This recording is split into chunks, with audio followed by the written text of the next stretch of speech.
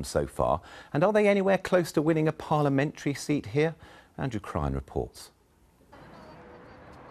Hackney North and Stoke Newington, currently the constituency of Labour MP Diane Abbott. But in this corner of London, the Green Party feel very confident. Hi there, Hackney Green Party. Thank you. Since the elections in May, we've had a 50% increase in our membership. So that's just in a few months. And so it really feels like there are lots of people who are getting excited and getting involved. In May's council elections, the Greens in Hackney won slightly more than 1 vote in every 5, a trend that was copied in other similar parts of town, according to Dave Hill, the Guardian newspaper's London blogger who lives locally. The cultural manifestations are fairly obvious.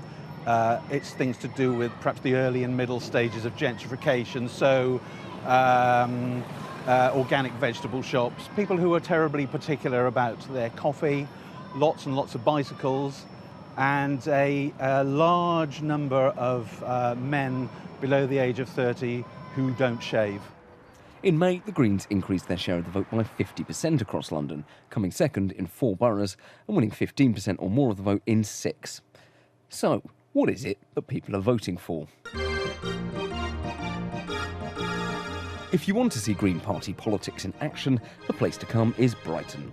Here the party have an MP, an MEP, and for the last 3 years have run the council too, making a name for themselves with a left Liberal agenda, which many think outflanks Labour. They've tried to increase council tax by 4%, which is much higher than any London Labour borough. There's been official recognition for transgender people, and the council's support for the living wage, a higher rate than the national minimum wage, has meant that there are more living wage employers here than anywhere else in the country. We've delivered on our radical agenda in terms of sustainability. We've been named the world's first one-planet city for our sustainability work. We've been a leading light in the living wage here in the city, and we are delivering on those approaches. But the council has been controversial and is accused by some of being ineffectual. Recycling rates have fallen. A dispute with refuse collectors over pay led to strikes and rubbish piling up on the streets. The Green Council's policy publicly opposed by the local Green MP. And a similar dispute over whether to chop down an elm tree set 2 parts of the party against each other again. Now, at least according to some people, the Green Party in Brighton is roughly divided into 2 camps. The first is called the Watermelons, so called because they're green on the outside and red in the middle.